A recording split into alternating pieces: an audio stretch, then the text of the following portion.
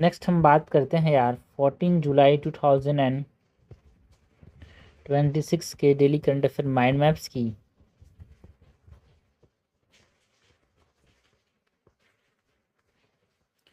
सबसे पहले जो चीज़ यहाँ पे न्यूज़ में थी, यहाँ पे हम बात करते हैं about autonomous hill development council की, जो कि लद्दाख में यहाँ पे बनाने की बात की है ना। जो लद्दाख का जो एडमिनिस्ट्रेशन ने अनाउंस किया the establishment of autonomous hill development council, किसके अंदर जो 7 डिस्ट्रिक्ट्स हैं यूनियन टेरिटरी जो लद्दाख का है वहाँ पे। पहले सिर्फ लेह एंड कारगिल में ऐसा काउंसिल्स थे, बट यहाँ पे सारे 7 डिस्ट्रिक्ट्स में ऑटोनोमस हिल डेवलपमेंट काउंसिल बनाने की बात की गई। तो इसके बारे में हम बात करें, ऑटोनोमस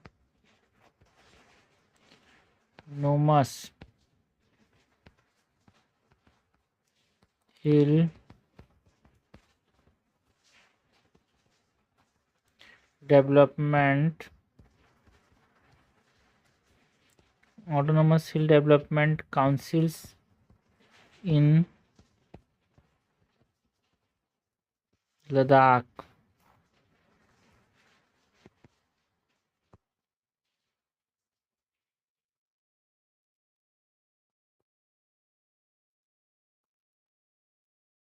सबसे पहले तो यहाँ पे हम बात करते हैं बट एक्सपांसन एंड स्कोप की।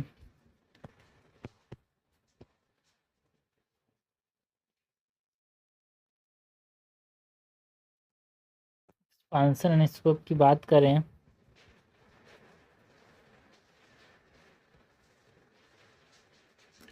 तो टोटल डिस्ट्रिक्ट्स किस में एक्सपांड किया गया है, जो ऑटोनोमस हिल डेवलपमेंट काउंसिल है।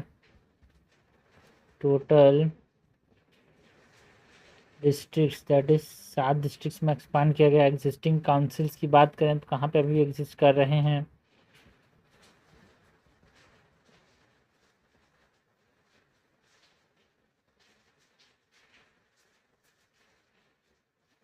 लेह एंड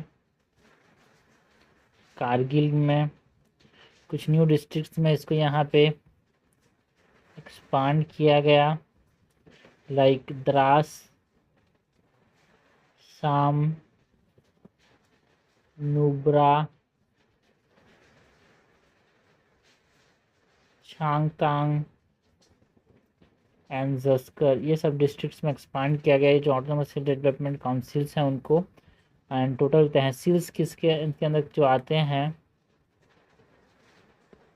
वो कितने हैं, 32। बाकी जो लीगल एंड इंस्टीट्यूशनल फ्रेमवर्क है यहाँ पे,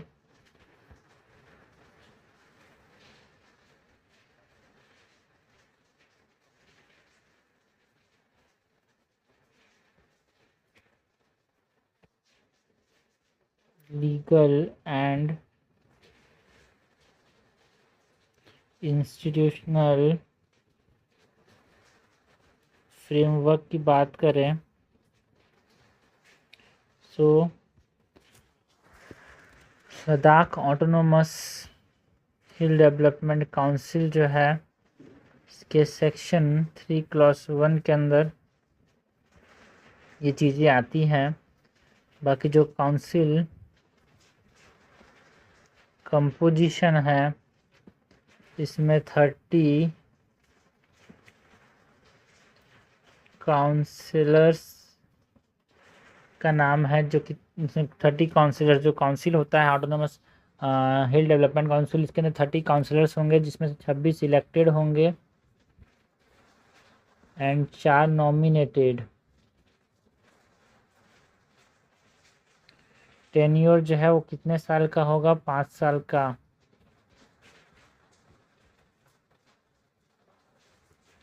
आर्टिकल 371 जो है ये कस्टमाइज कॉन्स्टिट्यूशनल फ्रेमवर्क बनाने की बात करता है यार। आर्टिकल 371 जो है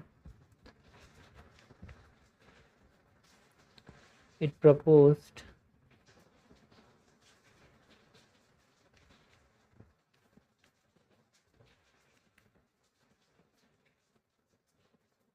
कस्टमाइज कॉन्स्टिट्यूशनल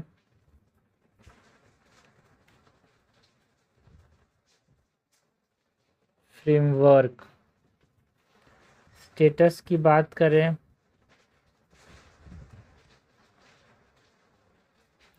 तो statutory institution of local self government, ये जो ऑटोनोमस हिल डेवलपमेंट काउंसिल है, ये एक स्टैट्यूटरी बाई लॉ बनाया गया है यहाँ पे, है ना। सो ये लोकल सेल्फ गवर्नमेंट की तरह से स्ट्रेंथन करते हैं। बाकी जो ऑब्जेक्टिव्स एंड पावर की बात करें, ऑटोनोमस हिल डेवलपमेंट काउंसिल क्या क्या ऑब्जेक्टिव्स हैं।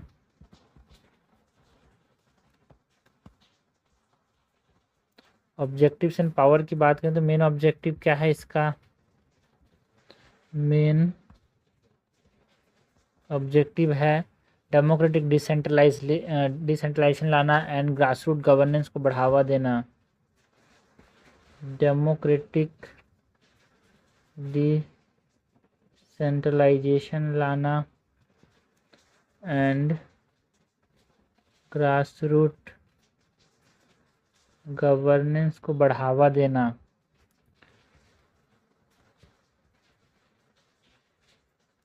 प्रपोज्ड पावर्स की बात करें तो ये जो ऑटोनोमस हिल डेवलपमेंट काउंसिल है वो क्या क्या पावर देता है यार। यहाँ पे district planning and land management का पावर देता है इस काउंसिल को। ये डिस्ट्रिक्ट प्लानिंग कर सकता है, district planning and land management.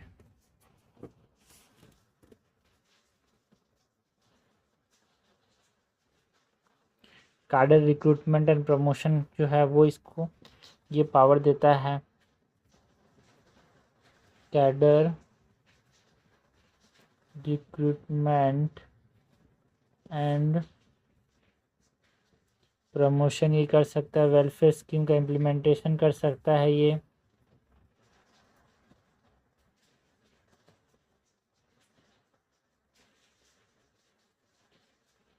Sector administration like health, education, tourism, agriculture sector को ये देखता है।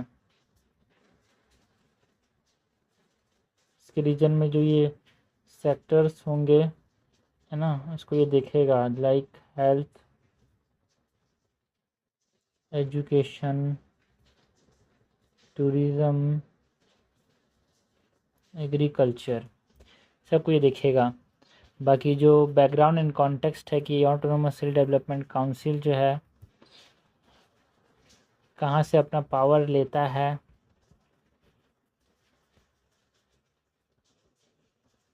बैकग्राउंड एंड कॉन्टेक्स्ट की बात करें 2019 का जो रीऑर्गेनाइजेशन एक्ट है, 2019 रीऑर्गेनाइजेशन एक्ट जो है, that is Ladakh become a union territory without legislature.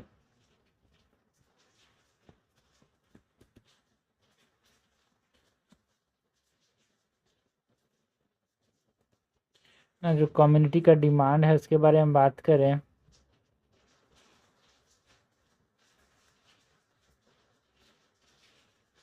तो कम्युनिटी ने यहाँ पे लैंड एंड जॉब्स को प्रोटेक्ट करने की डिमांड किया। जब ये यूनियन टेरिटरी बन गया तो protection of land and jobs, जो कल्चरल एंड लिंग्विस्टिक आइडेंटिटी है उसको प्रिजर्व करने की बात करते हैं। Preservation of cultural and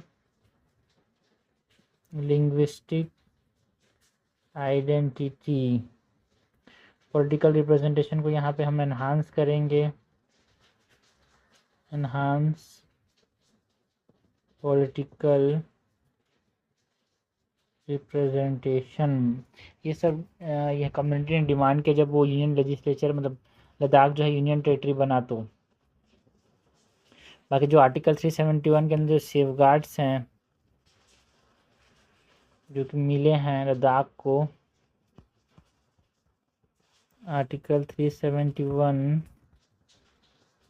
safeguards की बात करें तो इसका पर्पस क्या है, to protect social, cultural and economic interest,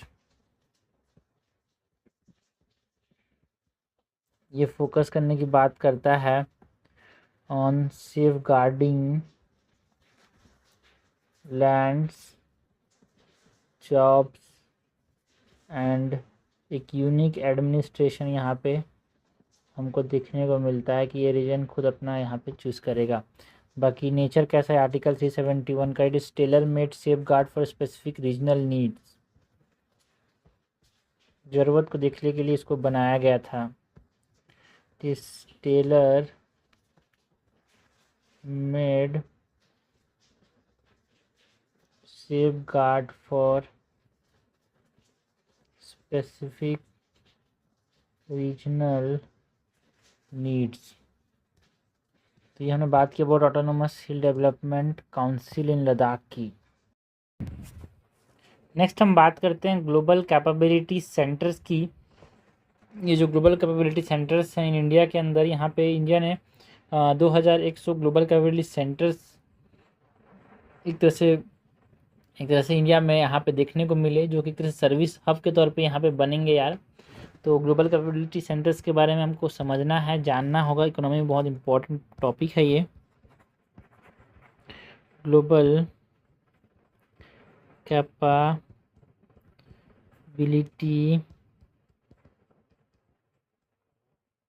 centres in India.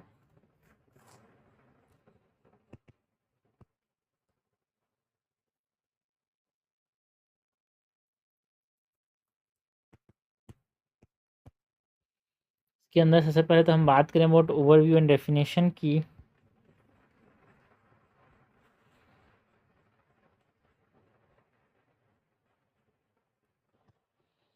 Overview and definition की बात करें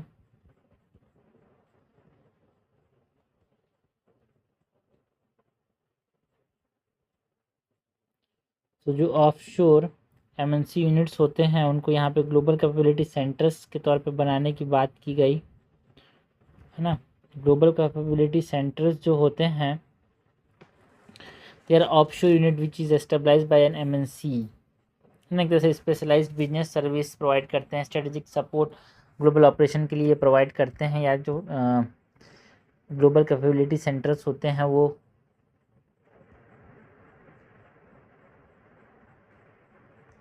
जो स्पेशलाइज्ड बिजनेस सर्विसेज की बात करें, स्पेशलाइज्ड बिजनेस सर्विसेज प्रोवाइड करते हैं, innovation and strategic support provide करते हैं यार। Innovation and strategic support provide करते हैं। इसके ग्लोबल कैपेबिलिटी सेंटर्स के यहाँ पे 2100 प्लस सेंटर्स इंडिया में हमको देखने को मिले। एंड दे सर्व, है ना, एज व्हाट फॉरबिस, जो 500 प्लस एंड ग्लोबल 200 कंपनीज के अंदर यहाँ पे ये आते हैं यार। ओके, यहाँ पे हाई जो वैल्यू फंक्शंस हैं वो यहाँ पे परफॉर्म किए जाते हैं यार, लाइक इंजीनियरिंग रिसर्च हो गया, डेवलपमेंट हो गया, artificial intelligence and data analytics की बात करें, प्रोडक्ट डिज़ाइन एंड इनोवेशन होता है, साइबर सिक्योरिटी एंड कंप्यूटर ना, क्लाउड कंप्यूटिंग जो होते हैं, ये सब यहाँ पे परफॉर्म किए जाते हैं।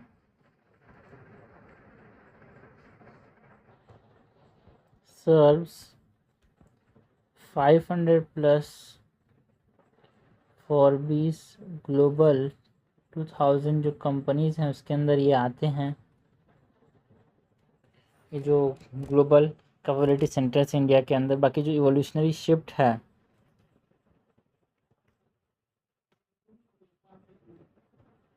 इवोल्यूशनरी शिफ्ट की बात करें, इवोल्यूशनरी शिफ्ट की बात करें, इवोल्यूशनरी शिफ्ट की बात करें तो जो कॉस्ट सेंटर्स हैं यहाँ पे अराउंड 1920 से लेके 2000 के बीच में ये बिल्ड बीपीओ पे फोकस करते थे यार, ना। बीपीओ मतलब क्या, जो बिजनेस प्रोसेस आउटसोर्सिंग है उसके ऊपर ध्यान दिया जाता था पहले। फिर कैपेबिलिटी सेंटर्स की बात करें तो 2010 से यहाँ पे आईटी पोर्टफोलियोज देखने को मिले, जो इनोवेशन हब है।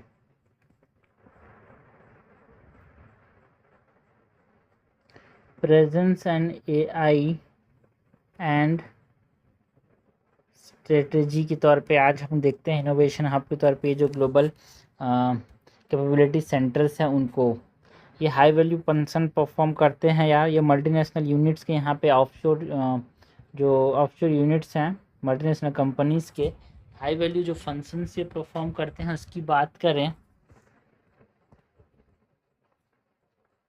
हाई वैल्यू फंक्शंस की बात करें तो इंजीनियरिंग,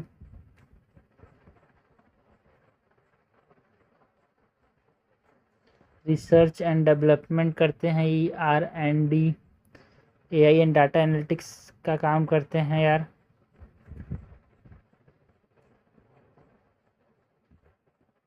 जो ग्लोबल कैपेबिलिटी सेंटर्स हैं प्रोडक्ट डिज़ाइन एंड इनोवेशन पे काम करते हैं, प्रोडक्ट डिज़ाइन एंड इनोवेशन का काम करते हैं, clinical research and drug discovery पे ये रोल प्ले करते हैं, clinical research and drug discovery, cyber security and cloud computing का ये काम करते हैं। बाकी जो इंडिया ने यहाँ पे सक्सेस हासिल किया, इंडिया का जो सक्सेस स्टोरी है, इंडिया का जो सक्सेस स्टोरी उसकी बात करें, इंडिया सक्सेस स्टोरी की बात करें तो इकोनॉमिक इम्पैक्ट हमको यहाँ पे देखने को मिला यार। जो है ग्लोबल कैपेबिलिटी सेंटर्स के ऊपर जो इकोनॉमिक इम्पैक्ट पड़ता है, it is around 100 billion annual revenue यहाँ से हमको देखने को मिलता है। एम्प्लॉयमेंट के अंदर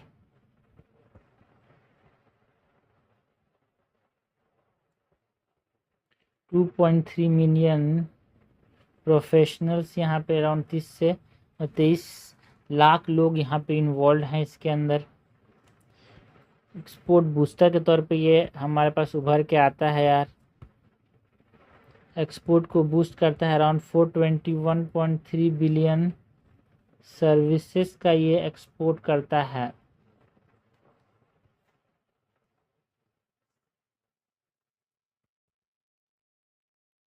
एक्सटर्नल स्टेबिलिटी की बात करें तो ट्रेड सरप्लस ऑफसेट। नेक्स्ट अगर हम ग्रोथ ड्राइवर्स की बात करें, जो ग्लोबल कैपेबिलिटी सेंटर से इसका ग्रोथ कौन करा रहा है यार, what are the growth drivers.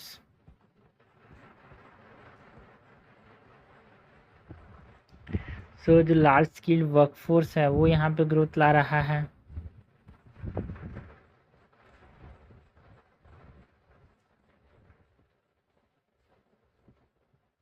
ना कॉस्ट कॉम्पिटिटिवनेस की वजह से यहाँ पे ग्रोथ देखने को मिल रहा है।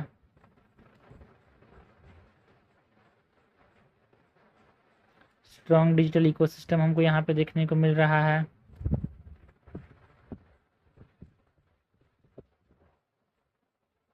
फेवरेबल पॉलिसी जो है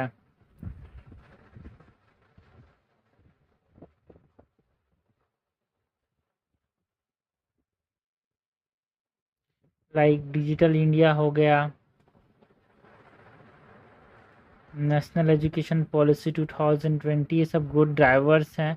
इंग्लिश लैंग्वेज को यहाँ पे एडवांटेज मिल रहा है।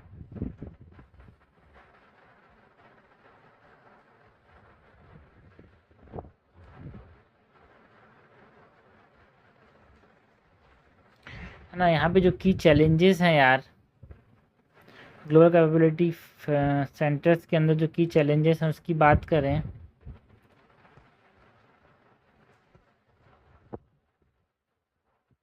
तो मेट्रो कंसंट्रेशन जो है, ये रीजन ज़्यादातर आपस में मेट्रो रीजन्स में ही देखने को मिल रहे हैं। टैलेंट गैप्स एंड एट्रिशन जो है वो हमको यहाँ पे देखने को मिल रहा है, टैलेंट की कमी है यार। AI disruption to routine task, यहाँ पे रूटीन टास्क में एआई डिसरप्शन लाता है। साइबर एंड डाटा रिस्क देखने को मिलता है यार।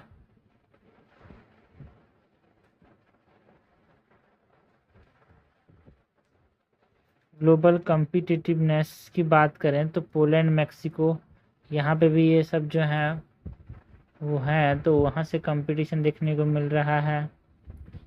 Poland, Mexico etcetera. ऑल्सो जो अर्बन इंफ्रास्ट्रक्चर है उसके ऊपर जोर पड़ रहा है, अर्बन इंफ्रास्ट्रक्चर पे स्ट्रेस पड़ रहा है। तो ये हमने बात की अबाउट व्हाट, जो ग्लोबल कैपेबिलिटी सेंटर्स हैं उसके बारे में बात की यार। नेक्स्ट बात करते हैं अबाउट बिट्स पिलानी ने जो अचीव किया first active quantum advantage recognisation यार।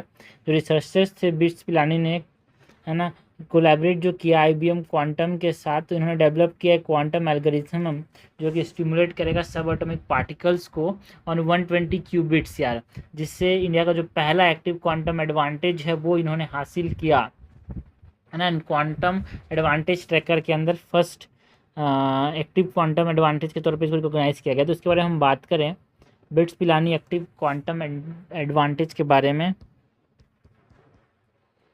बिट्स पिलानी एक्टिव क्वांटम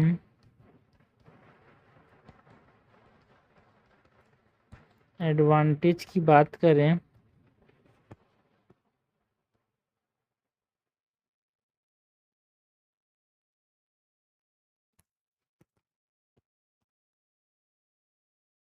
तो अबाउट द अचीवमेंट क्या है भाई अचीवमेंट में।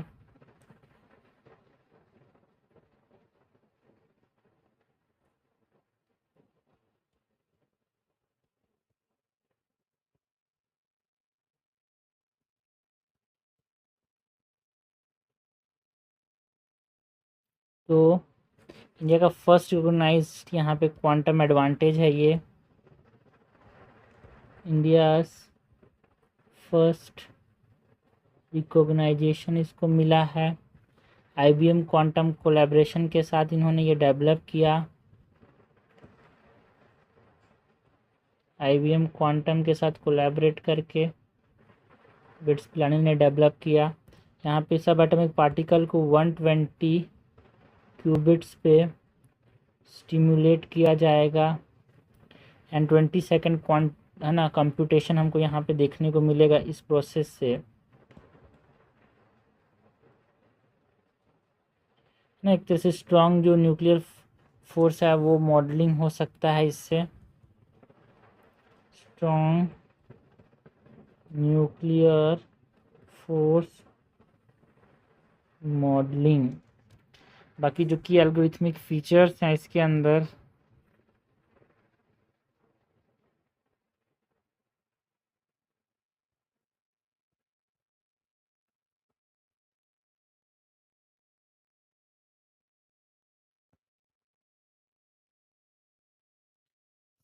स्ट्रॉन्ग न्यूक्लियर इंटरेक्शन करता है ये की एल्गोरिथम फीचर्स के अंदर, ये स्ट्रॉन्ग न्यूक्लियर इंटरेक्शन करता है, इम्प्रूव करता है स्केलेबिलिटी को, improved scalability, noise cancellation, noise cancellation technique का इस्तेमाल किया गया यहाँ पे, एंड फ्यूचर रेडी डिज़ाइन बनाया गया है, फ्यूचर रेडी डिज़ाइन बनाया गया है। बाकी जो क्वांटम एडवांटेज ट्रैकर जिसमें फर्स्ट पोजीशन ये हासिल किया उसके बारे में बात करें, क्वांटम एडवांटेज ट्रैकर QAT, ये जो है एक ग्लोबल वैलिडेशन प्लेटफॉर्म है यार, 2025 में लॉन्च किया गया था। ग्लोबल वैलिडेशन प्लेटफॉर्म है, it is launch in 2025, launch in 2025 and independent peer review करता है, इंडिपेंडेंट पीयर रिव्यू करता है। एक्टिव स्टेटस क्राइटेरिया है इसका, एक्टिव स्टेटस देखता है नंबर देने में। बाकी सिग्निफिकेंस क्या है यार, जो यहाँ पे बिट्स पिलाने का जो एक्टिव क्वांटम एडवांटेज को यहाँ पे रिकॉग्नाइज किया गया फर्स्ट ना इंडिया में। सो इसका सिग्निफिकेंस ये क्वांटम रिसर्च कैपेबिलिटीज़ को बता रहा है इंडिया के, ये क्वांटम रिसर्च कैपेबिलिटीज़ को बता रहा है। हाई एनर्जी फिजिक्स जो हमारे पास इस देश में हो रहे हैं उसको ये समझने में हेल्प कर रहा है। इस देश में ये सब चीज़ें भी हो रही हैं। QCD क्वांटम, QCD मतलब क्या, जो QCD है क्वांटम क्रोमोडायनामिक्स एंड जो पार्टिकल फिजिक्स है उसको सपोर्ट करता है ना। ड्रग डिस्कवरी एप्लीकेशन में यहाँ पे ड्रग डिस्कवरी में इसका इस्तेमाल कर सकते हैं यार।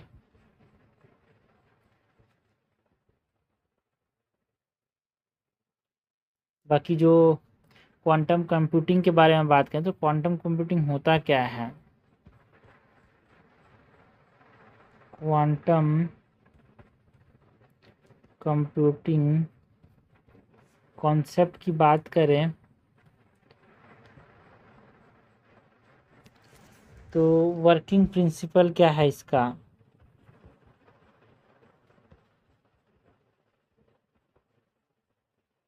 क्यूबिट्स पे काम करता है।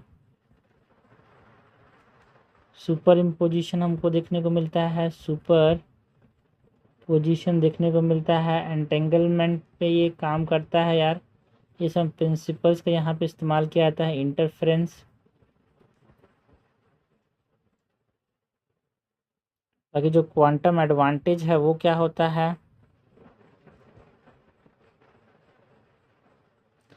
कंप्यूटेशनल स्पीड जो है वो हाई होता है, इसका रियल वर्ल्ड प्रॉब्लम को सॉल्व कर सकता है। ये कंप्यूटेशनल स्पीड हाई होता है, रियल वर्ल्ड प्रॉब्लम्स को सॉल्व करता है। इसके अंदर कुछ लिमिटेशंस भी हैं,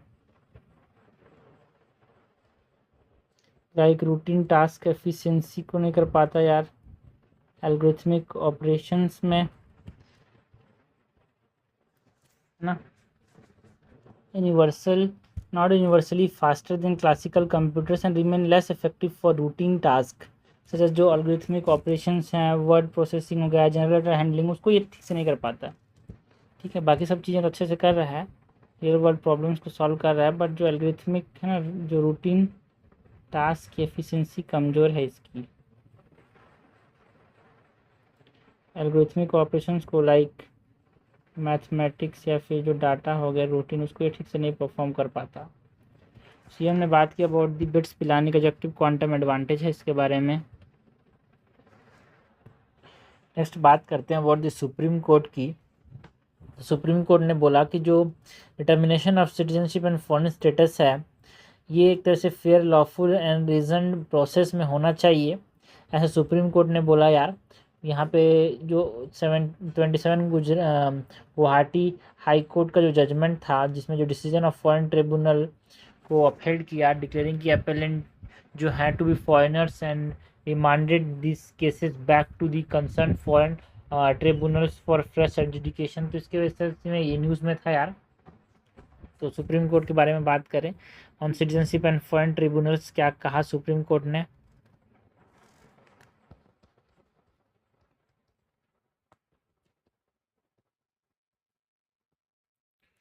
supreme court on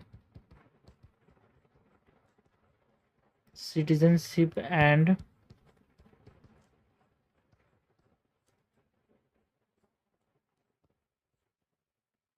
foreigners tribunals.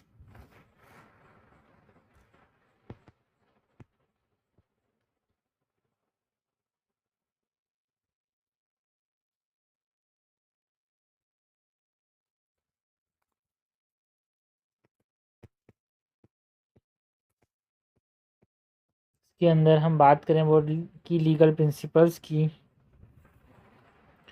तो कुछ जो जो की लीगल प्रिंसिपल्स यहाँ पे इन्वॉल्व हैं,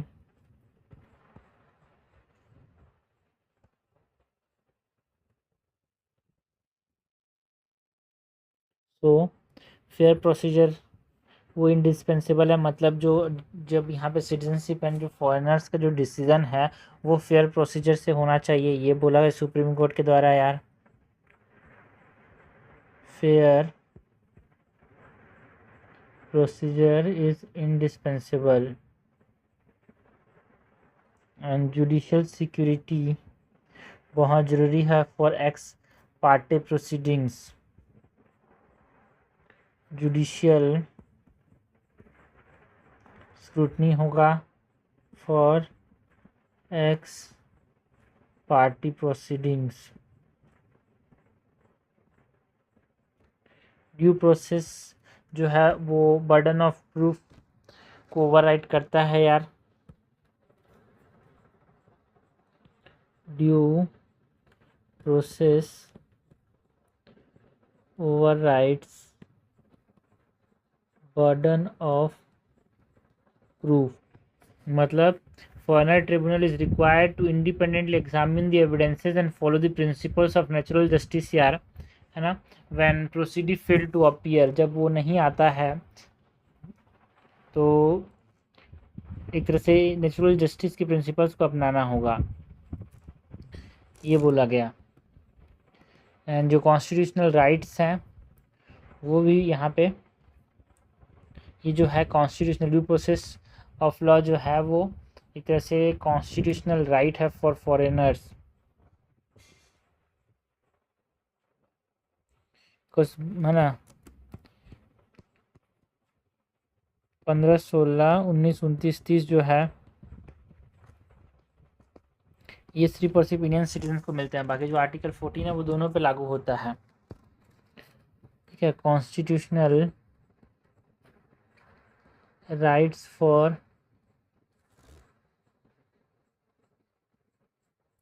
foreigners, serious consequences of determination हमको यहाँ पे देखने को मिल सकते हैं अगर ठीक से यहाँ पे ना किया जाए इस चीज़ को तो।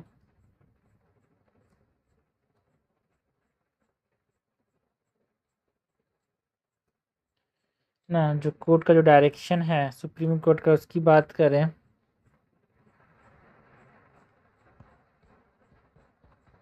कोर्ट डायरेक्शंस की बात करें तो जो गुवाहाटी हाई कोर्ट का जो जजमेंट है उसको साइड कर दिया है ना। फ्रेश एजुकेशन ऑफ केस करने के लिए बोला गया, एक इंडिपेंडेंट असेसमेंट होगा एविडेंसेस का, ये बोला गया यार।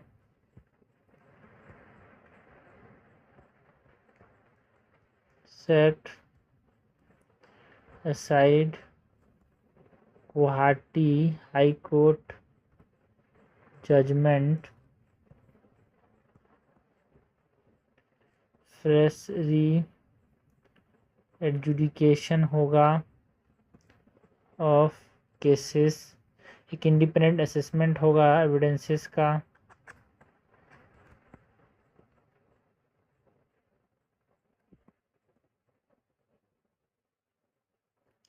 6 मंथ का आइडियल कंप्लीशन टाइमलाइन बनाया गया। 6 मंथ आइडियल कंप्लीशन टाइमलाइन। कोई कोर्सिव एक्शन नहीं लिया जाएगा अंटिल फ्रेश ओपिनियन यार।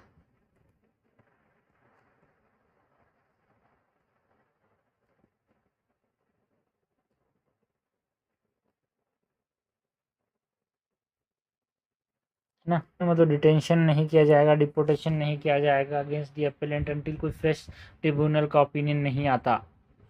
Appellant must appear before the tribunal within 4 weeks यार। एंड कोऑपरेट करना ज़रूरी है। जो अपीलेंट है उसको अननेसेसरी एडजमेंट को यहाँ पे रोकने के लिए मानना पड़ेगा उसकी बात को यार। और ये भी बोला गया कोर्ट के द्वारा कि जो रिमांड का मतलब ये नहीं है कि वो इंडियन सिटीजनशिप को क्लेम कर सकता है, but only ensure that termination is made through legally sustainable and constitutionally compliant process. ठीक है। फॉरेनर्स ट्राइब्यूनल की बात करें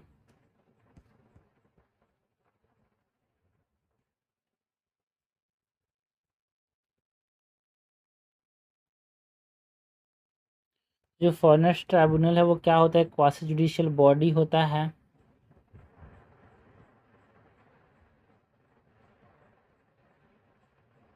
ना। जो फॉरेनर ट्राइब्यूनल ऑर्डर ऑफ 1964 के अंदर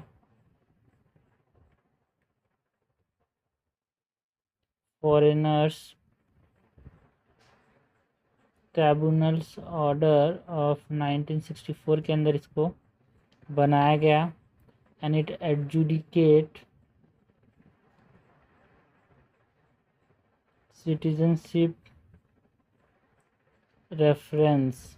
जो बर्डन ऑफ प्रूफ होता है वो प्रोसीडी के ऊपर होता है यार। ठीक है।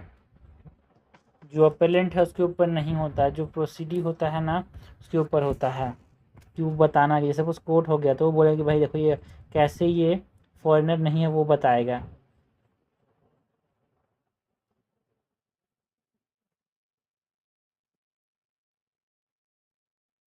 ये बोलता है सेक्शन 9। बाकी जो लीगल एंड कॉन्स्टिट्यूशनल फ्रेमवर्क है इसकी बात करें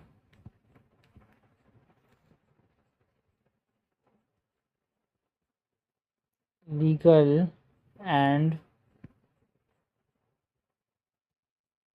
कॉन्स्टिट्यूशनल फ्रेमवर्क की बात करें जो फॉरेनर एक्ट ऑफ 1946 है,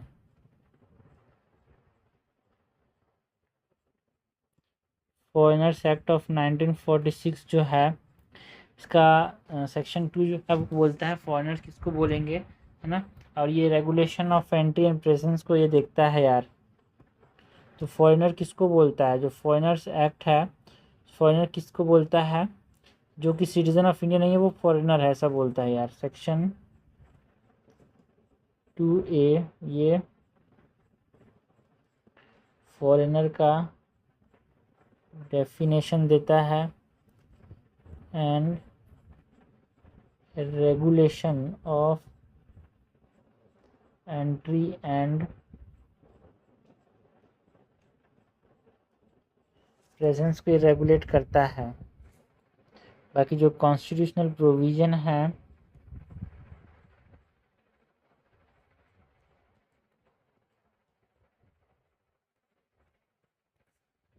इसमें आर्टिकल 14 जो है इक्वालिटी एंड प्रोटेक्शन के बारे में बात करता है यार। फॉरेनर्स के रिलेटेड इनको इक्वालिटी मिलना चाहिए, इनको प्रोटेक्शन मिलना चाहिए।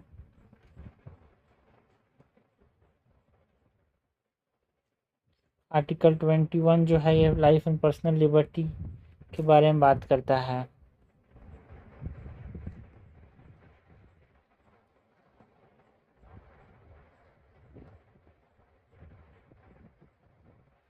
जो रूलिंग आया सुप्रीम कोर्ट का इसका सिग्निफिकेंस की बात करें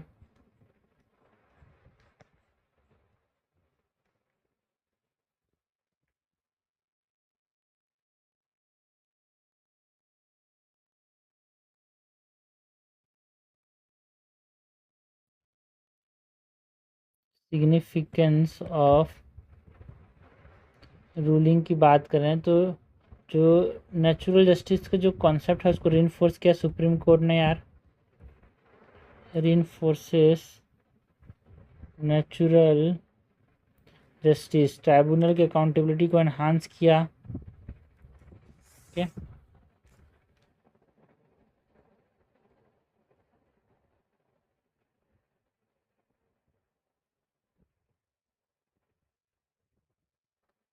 इंडिविजुअल राइट्स को प्रोटेक्ट किया इस सुप्रीम कोर्ट की इस रूलिंग ने।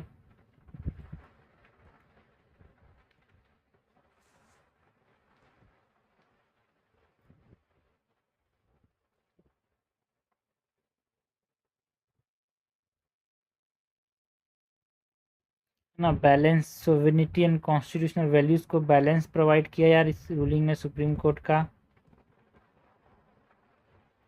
बैलेंसेस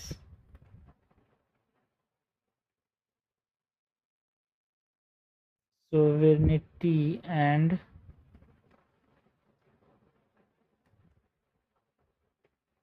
कॉन्स्टिट्यूशनल वैल्यूज़, जो रूल ऑफ लॉ है उसको ये अपहेल्ड करता है।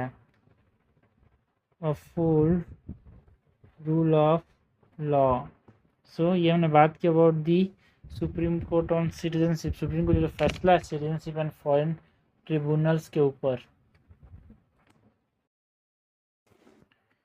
नेक्स्ट हम बात करते हैं अबाउट जो मेटल ऑर्गेनिक फ्रेमवर्क है, ये डेवलप किया गया चाइनीज रिसर्चर्स के द्वारा। ये जो मेटल ऑर्गेनिक फ्रेमवर्क है ये रिमूव करेगा टाइटेनियम को फ्रॉम दी जो न्यूक्लियर वेस्ट वाटर निकलता है, जिससे इसका एफिशिएंसी को बढ़ाएगा एंड ब्रेक थ्रू है भाई ये न्यूक्लियर वेस्ट मैनेजमेंट के अंदर। सो हम बात करें मेटल ऑर्गेनिक फ्रेमवर्क, जो ट्रीटियम है, नॉट टाइटेनियम, ट्रीटियम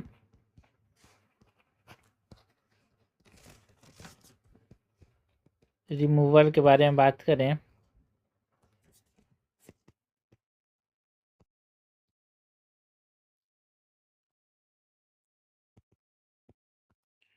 सो जो ट्रीटियम का प्रॉब्लम होता है न्यूक्लियर वेस्ट में वो क्या है यार,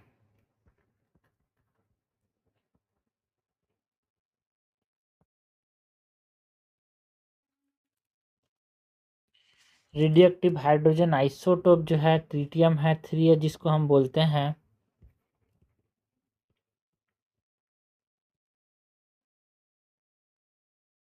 radio active hydrogen isotope 3H। Challenges की बात करें,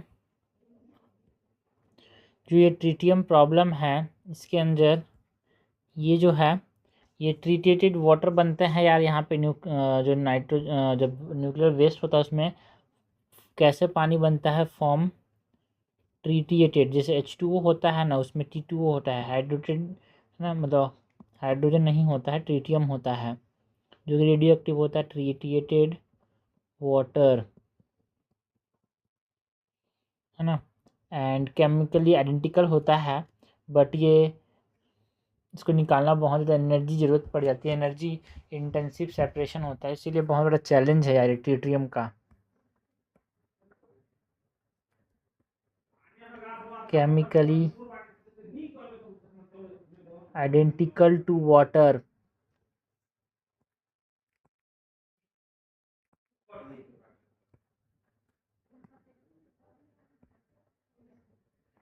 एनर्जी इंटेंसिव सेपरेशन, ये चैलेंजेस हैं यार। बाकी जो ये ट्रीटियम का इन्वायरमेंट पे क्या इम्पैक्ट पड़ता है, इन्वायरमेंटल इम्पैक्ट की बात करें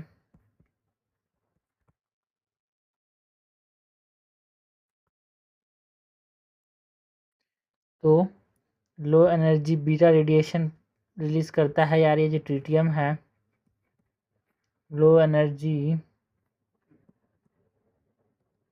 बीटा रेडिएशन ये रिलीज़ करता है।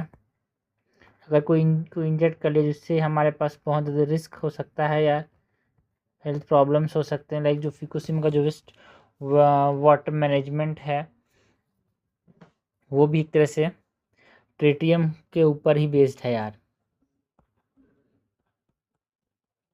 फुकुशिमा जहाँ पे न्यूक्लियर डिजास्टर हुआ था, फुकुशिमा वेस्ट वाटर मैनेजमेंट। बाकी जो रिसर्च ब्रेक थ्रू है उसकी बात करें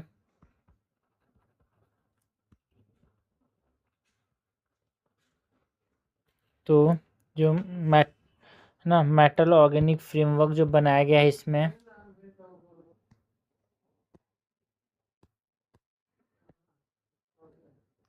जो NH2 है या फिर MIL101CR, ये कोटिंग होता है ऑन मैश। बाकी जो रिमूवल मैकेनिज्म है जिसमें माइक्रोस्कोपिक स्पंजिंग का इस्तेमाल किया जाता है, लाइक 332x सरफेस एरिया की बात करें या फिर क्रोमियम ऑक्सीजन क्लस्टर, ये रिमूवल यहाँ पे मैकेनिज्म है यार। आइसोटोप एक्सचेंज जो है वो देखने को मिलता है। परफॉर्मेंस मैट्रिक्स की बात करें, जो रिसर्च ब्रेक थ्रू हुआ है यहाँ पे,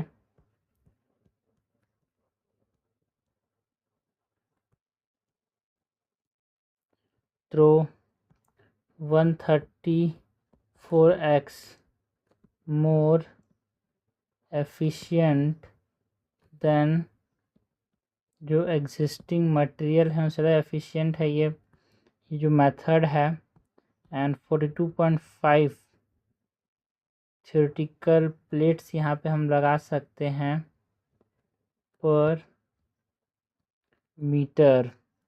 ऑल्सो जो ऑपरेशनल स्टेबिलिटी है वो बहुत अच्छा है इसका, रोबस्ट ऑपरेशनल स्टेबिलिटी। बाकी जो मेटल ऑर्गेनिक फ्रेमवर्क है ये काम कैसे करता है भाई?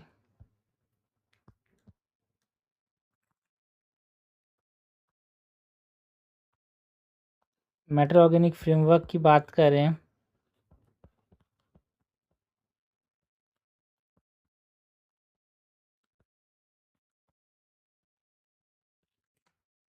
सो जो मेटल आयंस हैं they are linked with organic molecules. Metal ions are linked with organic molecules. 2025 का जो नोबेल प्राइज़ है वो इसी मेटल ऑर्गेनिक फ्रेमवर्क को मिला था केमिस्ट्री में।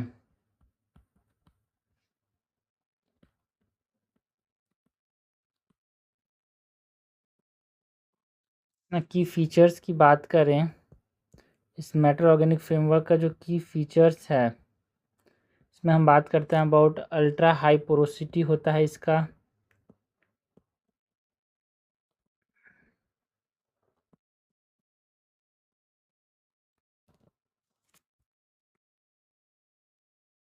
हाईली ट्यूनेबल स्ट्रक्चर है। ऑल्सो सेलेक्टिव एड्जॉर्प्शन होता है। लाइट वेट एंड स्टेबल होता है ये।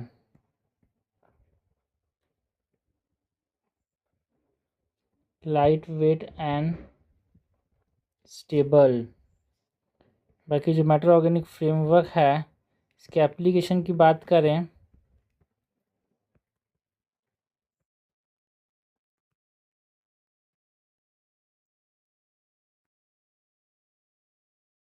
तो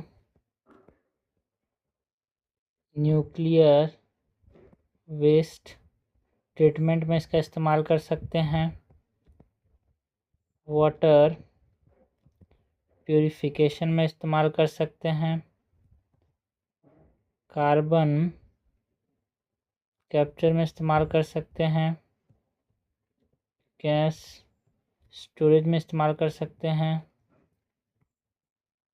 ड्रग डिलीवरी में इस्तेमाल कर सकते हैं। तो ये हमने बात की अबाउट व्हाट, ये हमने बात की about the metal organic framework का जो ट्रिटियम रिमूवल जो कि यहाँ पे चाइनीज़ रिसर्चर्स ने डेवलप किया उसके बारे में।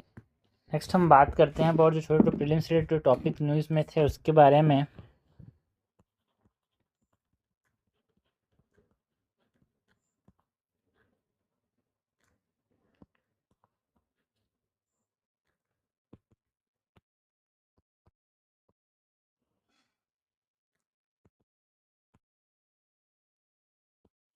सबसे पहले तो हम बात करते हैं निडार 2.0 की, है ना, जो ministry of information technology and जो ड्रोन फेडरेशन ऑफ इंडिया है उसने लॉन्च किया निडार 2.0 2026-27 के लिए, जो कि जैसे इंडिजिनस ड्रोन टेक्नोलॉजी को यहाँ पे प्रमोट करेगा एंड इंडियन डिज़ाइन चिप्स के द्वारा ये ड्रोन्स बनाए जाएंगे। So NIDAR is national innovation challenge for drone application and research. NIDAR 2.0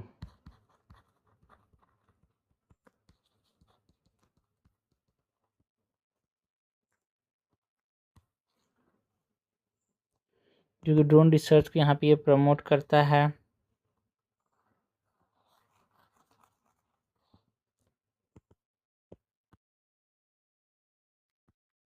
objectives की बात करें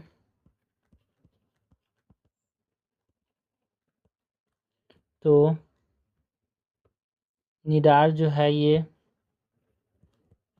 इंडिजिनस ड्रोन मैन्युफैक्चरिंग को प्रमोट करता है। ये इनिशिएटिव जो है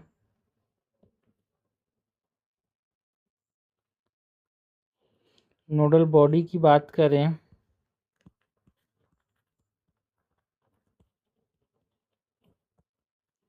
तो ministry of information technology and drone federation of India ने इसको लॉन्च किया है।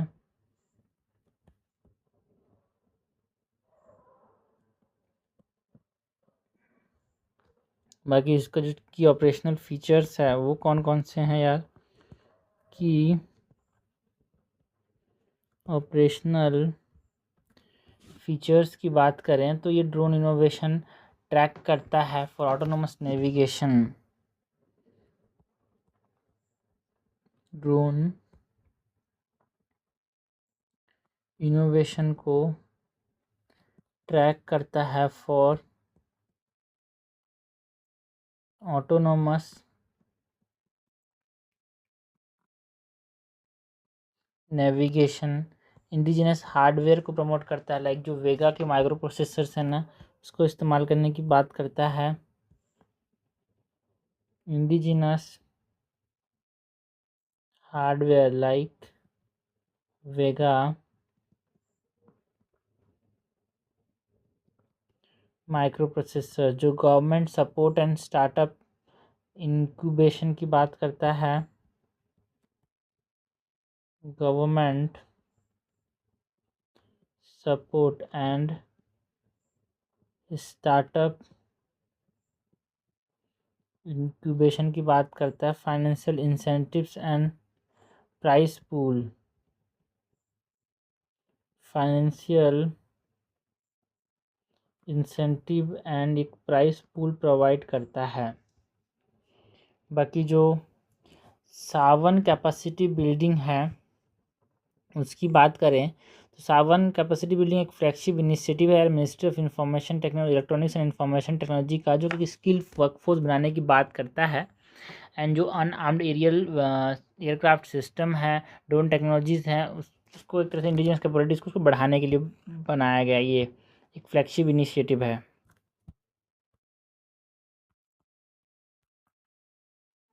स्वायान सावन Swayaan capacity building, Swayaan capacity building की बात करें target 40,000 trained personnel by 2027। Goal क्या है,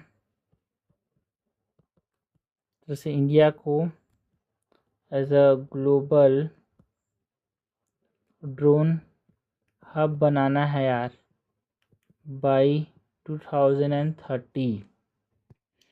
नेक्स्ट बात करते हैं यार अबाउट दी उमंग पोर्टल की, बिकॉज जो सिक्योरिटी रिसर्चर्स ने आइडेंटिफाई किया वल्नरेबिलिटीज़ इन उमंग पोर्टल, जो कि जो सेंसिटिव यूज़र डाटा है मल्टीपल गवर्नेंस सर्विसेज का उसको एक्सपोज कर सकता है। सो उमंग पोर्टल के बारे में बात करें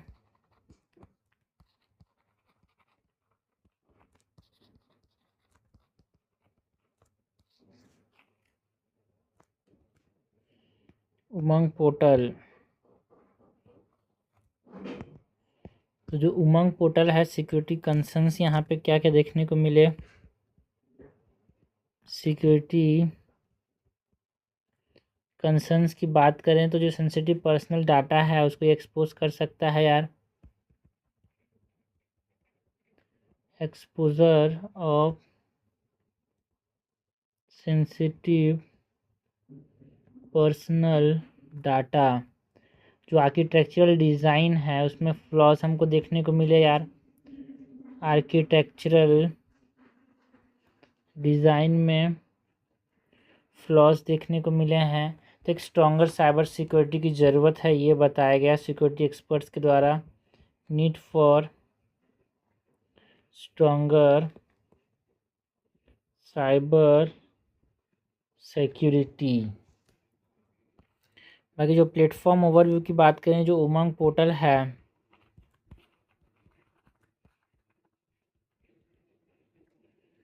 ना, एक unified mobile application for new age governance. ये मोबाइल प्लेटफॉर्म है उमंग पोर्टल जो है, it is a unified mobile application for new age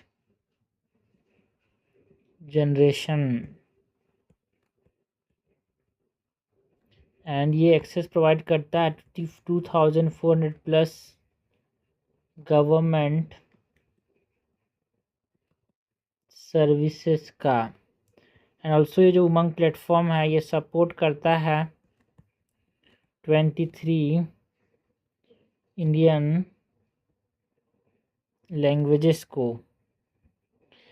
next हम बात करें अबाउट दी रामासामी, है ना, वेरमुथु की बात करें तो जो तमिल पोइट है यहाँ पे, है ना, है ना, मतलब रामास्वामी वेरामुथु जो है उनको 60th जनपथ अवार्ड यहाँ पे 2025 का मिला। एंड थर्ड तमिल राइटर जिन्होंने इंडिया का हाईएस्ट लिटरेरी ऑनर जो हासिल किया, उसकी वजह से न्यूज़ में था। सो लिटरेरी ऑनर के अंदर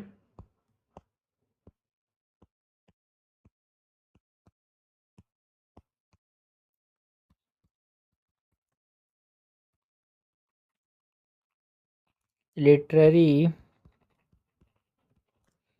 ऑनर्स की बात करें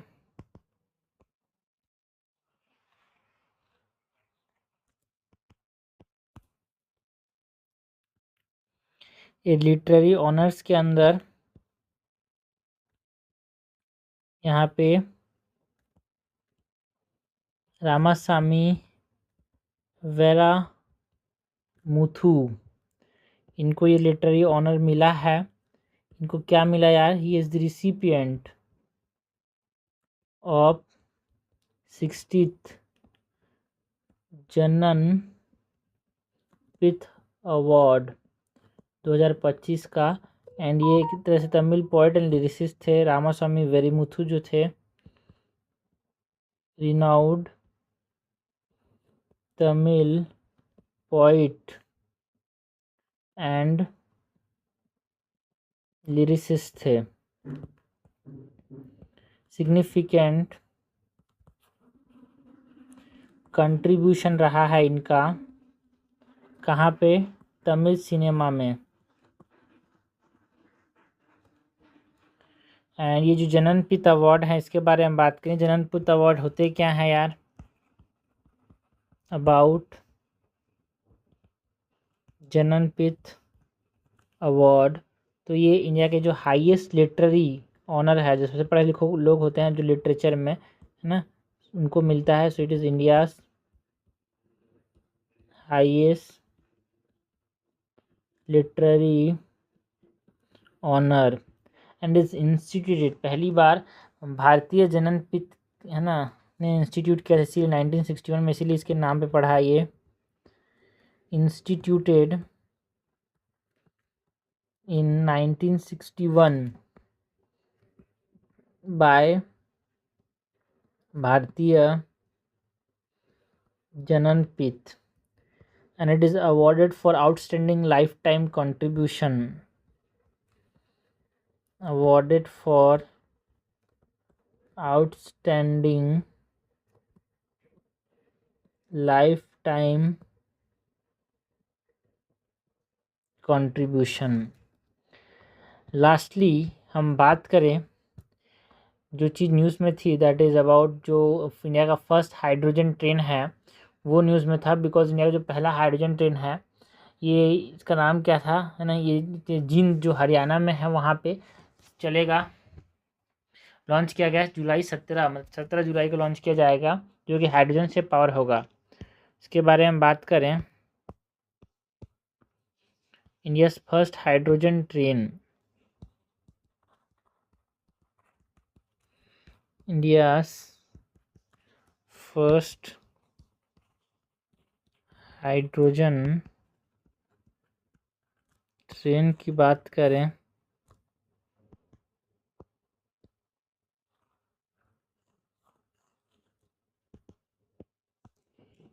तो लॉन्च कहाँ पे किया गया, जिंद हरियाणा में। इट इज़ लॉन्च इन जिंद हरियाणा, जो कि जुलाई 2026 में हमको देखने को मिला। डेवलपमेंट की बात करें तो जो फर्स्ट हाइड्रोजन ट्रेन है वो इंटीग्रल कोच फैक्ट्री जो चेन्नई में है उसने डेवलप किया। Integral coach factory ICF Chennai ने डेवलप किया।